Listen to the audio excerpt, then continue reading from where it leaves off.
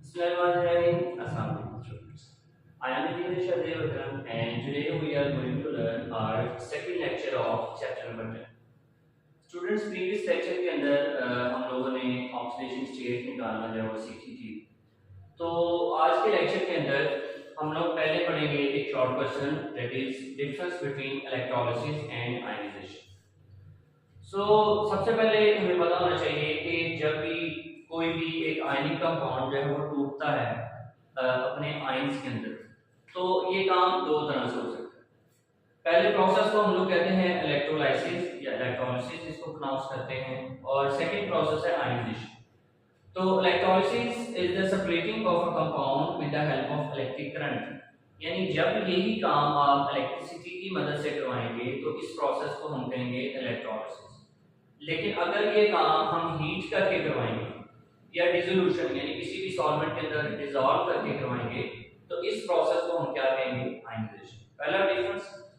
Secondly, आपको बताना चाहिए कि इलेक्ट्रोलिसिस एक नॉन स्पॉन्टेनियस प्रोसेस है। नॉन स्पॉन्टेनियस ऐसे प्रोसेस को कहते हैं कि जो सिर्फ तब तक होता है जब तक उसको एनर्जी प्रोवाइड की जाती है, यानी जब तक हम इसको इलेक्ट्रिसिटी प्रोवाइड करेंगे तब तक ये प्रोसेस होता रहेगा, और जैसे ही हम इलेक्ट्रिसिटी बंद कर देंगे तो इलेक्ट्रोलिसिस का प्रोसेस भी खत्म हो जाएगा।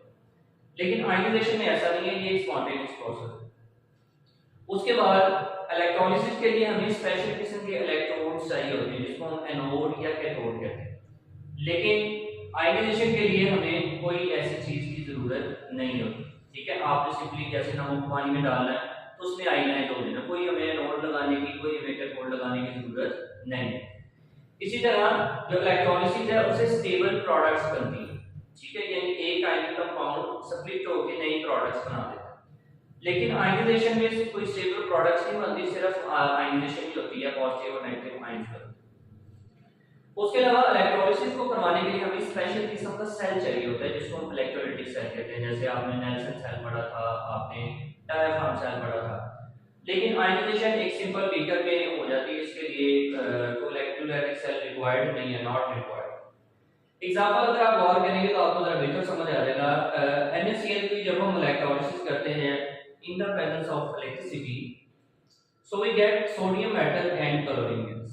ठीक है, बट सिमिलरली जब हम NaCl की आयनाइजेशन करते हैं तो उसके लिए वाटर में डिसॉल्व करेंगे तो उसको हमारे पास एक सोडियम आयन बनेगा और एक क्लोराइड आयन बनेगा जो कि सॉल्यूशन के अंदर ही मौजूद है। तो ये छोटा सा डिफरेंस है इलेक्ट्रोलिसिस और आयनाइजेशन। अब जैसा कि मैंने आप लोगों को बताया कि इलेक्ट्रोलिसिस को करवाने के लिए हमें स्पेशल किस्म के सेल चाहिए, तो उस सेल को हम क्या कहते हैं, इलेक्ट्रोलाइटिक सेल। तो ये लॉन्ग क्वेश्चन के तौर पे आपको पेपर में आता है, तो इसका आपने ख्याल रखना है। इलेक्ट्रोलाइटिक, अब प्रीवियस लेक्चर के अंदर भी हमने पढ़ा था कि इलेक्ट्रोलाइटिक सेल एक ऐसा सेल होता है जिसके अंदर हम लोग क्या करते हैं, कन्वर्ट करते हैं अपनी इलेक्ट्रिकल एनर्जी को, किसमें चेंज करते हैं, केमिकल एनर्जी के अंदर चेंज। ठीक है जी, तो ये पहले आप इंट्रोडक्शन इसका बताएंगे, फिर आप बताएंगे कंस्ट्रक्शन। अब इसकी कंस्ट्रक्शन के अंदर हमें कुछ चीजें चाहिए। नंबर 1, जैसे कि मैंने बताया, हमें एनोड चाहिए होता है, हमें कैथोड चाहिए होता है। ठीक है जी, उसके अलावा हमें एक इलेक्ट्रोलाइट चाहिए होता है। इलेक्ट्रोलाइट वो सॉल्यूशन होता है जिसके अंदर हम क्या करते हैं, अपना कंपाउंड जो है वो डिसॉल्व करते हैं। ठीक है जी, और उसके साथ साथ हमें सोर्स ऑफ ईएमएफ चाहिए होता है, इन सिंपल हम उसको बैटरी कहते हैं। ठीक है, ये हमारे पास कंस्ट्रक्शन है। कंस्ट्रक्शन के बाद डायग्राम आ जाएगी। डायग्राम में देखिए उसी तरह हमारे पास ये एक इलेक्ट्रोलाइटिक सेल जो है शो किया गया है जिसके अंदर एक एनोड है। एनोड वो होगा जो कि बैटरी के पॉजिटिव टर्मिनल के साथ अटैच हो, और कैथोड वो होगा जो कि बैटरी के नेगेटिव टर्मिनल के साथ अटैच हो। ठीक है जी, सो इसी तरह से ये इसको एनोड और कैथोड को हमने डिप किया हुआ है इसी के सॉल्यूशन के अंदर। ठीक है, जैसे हमने कॉपर की इलेक्ट्रोलिसिस करनी हो तो उसको कॉपर के सॉल्यूशन यानी कि कॉपर सल्फेट के अंदर जो है वो डिप करते हैं। इसी तरह जब हम सोडियम की करनी हो तो आमतौर पर उसको सोडियम नाइट्रेट के अंदर जो है वो कर सकते हैं। ठीक है, तो नेक्स्ट हमारे पास है वर्किंग, कि ये सेल जो है वो काम जो है वो किस तरह करता है। अब वर्किंग के लिए आपने बुक कंसल्ट करनी है और इसको मैं एक्सप्लेन अभी कर देता हूँ। आपको स्क्रीन के ऊपर इसकी वर्किंग जो है वो शो भी हो रही होगी। ठीक है। तो वर्किंग में क्या आप लोगों ने बताना है कि जैसे ही हम क्या करेंगे, इलेक्ट्रिसिटी ऑन करेंगे तो होगा क्या कि जो भी सॉल्यूशन हमने इसके अंदर लिया हुआ है जिसकी हमने इलेक्ट्रोलिसिस करनी है वो सेपरेट हो जाएगा और उसके पॉजिटिव आयन लैदा हो जाएंगे और नेगेटिव आयन लैदा हो जाएंगे। ठीक है, जैसे कि आपको प्रीवियसली बताया। अब जब पॉजिटिव और नेगेटिव आयन लैदा हो जाएंगे तो जो नेगेटिव आयन होंगे ये देखें ये अट्रैक्ट होंगे किसकी तरफ, एनोड की जानब। क्यों? क्योंकि एनोड पर कौन सा चार्ज है, पॉजिटिव चार्ज। और जितने भी पॉजिटिव आयन है वो किस तरफ अट्रैक्ट होंगे, नेगेटिव आयन की तरफ। ठीक है, तो जब आप नेगेटिव आयन की तरफ ये जाएंगे तो क्या करेंगे, वहां पर जाकर अपना इलेक्ट्रॉन रिलीज कर दें। जैसे यहाँ पे इस एग्जांपल में भी आपको नजर आ रहा है, इलेक्ट्रॉन रिलीज कर देंगे। जब ये अपना इलेक्ट्रॉन वहां पर जाकर रिलीज कर देंगे तो इसका मतलब है कि इलेक्ट्रॉन का निकलना होता है ऑक्सीडेशन इसको कहते हैं। और कैथोड पे क्या होगी, रिडक्शन, क्योंकि कैथोड में इलेक्ट्रॉन क्या करेंगे, गेन करेंगे। तो इस तरह एक ऑक्सीडेशन रिडक्शन रिएक्शन इसके अंदर होता है जिसको हम रिडॉक्स रिएक्शन भी कहते हैं। अब ये काम दो तरह से हो सकता है। वो दो तरह से कैसे, ये डिपेंड करता है कि आपके पास जो इलेक्ट्रोलाइट आप यहाँ पर इस्तेमाल कर रहे हैं ये कौन सा। इलेक्ट्रोलाइट हम दो बातों में इस्तेमाल कर सकते हैं, एक होता है फ्यूज्ड इलेक्ट्रोलाइट और एक हमारे पास होता है उसका एक्वा सॉल्यूशन। अब दोनों में क्या फर्क है ये हम देखते हैं। फ्यूज इलेक्ट्रोलाइट की एक एग्जांपल हम देखते हैं तो आपको जरा इससे बेहतर समझ। फ्यूज कहते हैं मेल्टेड फॉर्म को, जब किसी भी सॉलिड को मेल्ट करते हैं तो उसको कहते हैं कि ये फ्यूज फॉर्म है। तो ये जो बेटा फ्यूज फॉर्म है, इस फ्यूज फॉर्म में मिसाल के तौर पे हमने NaCl को यूज किया। NaCl को हीट करके फ्यूज करेंगे जब हम तो क्या होगा, सोडियम आयन ज्यादा हो गया, क्लोराइड आयन हो जाता। ये बैलेंस करने के लिए मैंने यहाँ पे 2 लगाया हुआ है, आप नहीं भी लगाएंगे तो गुजारा हो जाएगा। ठीक है, अब होगा क्या कि एनोड कौन सा होता है, पॉजिटिवली चार्ज। अब ये एक पॉजिटिव आयन है और ये एक नेगेटिव आयन, तो नेगेटिव आयन ज़ाहिर है एनोड की तरफ अट्रैक्ट होगा।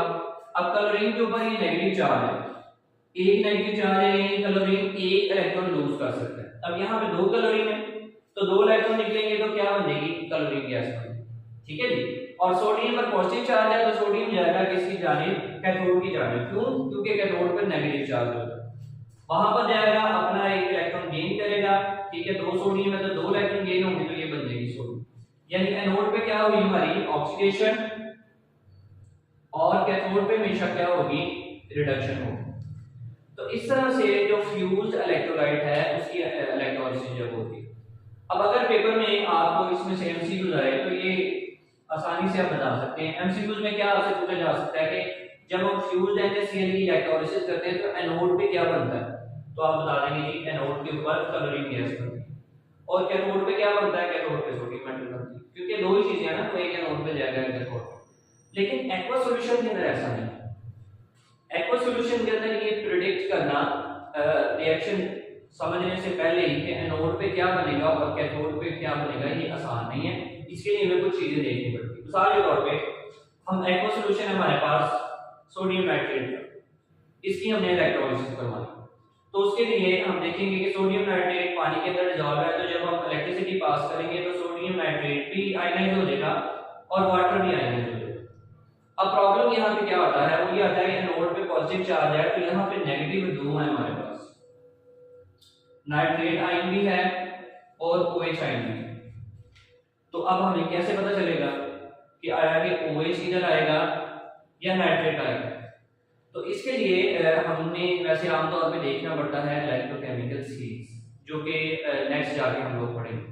अभी आसानी के लिए मैं आपको इतना बता देता हूँ कि वो चीज जिसमें इलेक्ट्रॉन रिलीज करने की टेंडेंसी ज्यादा है वो जाए कंपैरेटिवली। तो जो OH आयन होता है इसके अंदर इलेक्ट्रॉन रिलीज करने की टेंडेंसी नाइट्रेट आयन की इस वजह हो जाता है। तो ये बेटा जाएगा एनोड पे अपना इलेक्ट्रॉन रिलीज करेगा। इक्वेशन को बैलेंस करने के लिए यहाँ पे 4 आता है, तो 2 वाटर मॉलिक्यूल्स बनेंगे, ऑक्सीजन बनेगा और साथ में 4 इलेक्ट्रॉन रिलीज होंगे। तो यानी अगर आपको पेपर में एमसीक्यूज आए कि during the electrolysis of aqueous sodium nitrate what is produced at anode, तो बच्चे ज़ाहिर है या सोडियम चूज करते हैं या नाइट्रेट चूज करते हैं, तो आप देख रहे हैं ना सोडियम है ना नाइट्रेट है, बल्कि ऑक्सीजन गैस जो है वो प्रोड्यूस होगी। इसी तरह कैथोड के ऊपर नेगेटिव चार्ज है तो पॉजिटिव हमारे पास 2 है, सोडियम भी है और हाइड्रोजन भी है। कैथोड पे वो जाएगा जिसमें इलेक्ट्रॉन गेन करने की टेंडेंसी ज्यादा है, तो सोडियम और हाइड्रोजन की निस्बत हाइड्रोजन के अंदर इलेक्ट्रॉन गेन करने की टेंडेंसी जो है वो ज्यादा होगी। ठीक है, तो अगर आप इक्वेशन को बैलेंस करने के लिए यहाँ पे 4 लगाएं, 4 इलेक्ट्रॉन्स यहाँ पे प्रोड्यूस हो रहे हैं वो 4 ये गेन करेगा, तो ये किस में चेंज हो जाएगा, हाइड्रोजन गैस। ठीक है, तो इसी तरह एक्वस सॉल्यूशन के अंदर अगर आपने देखना है कि एनोड और कैथोड पे क्या बनेगा, तो उसके लिए बुक के ऊपर एक टेबल बनाओ। वो टेबल आप लोगों ने याद करना है एमसीक्यूज के लिए, वो टेबल आपको स्क्रीन पर शो भी हो जाएगा। ठीक है, तो वहां से आप लोगों ने ये अंदाजा लगाना है कि आया कि एनोड और कैथोड पे क्या। सो आज के लेसन के अंदर हम लोगों ने डिफरेंस पढ़ा इलेक्ट्रोलिसिस और आयनाइजेशन में, और इलेक्ट्रोलाइटिक सेल लॉन्ग क्वेश्चन के तौर पे पढ़ा। इसमें अगर आपको कुछ चीज समझ ना आए तो आप पूछ सकते हैं। दुआओं में याद रखें। अल्लाह हाफ़िज़।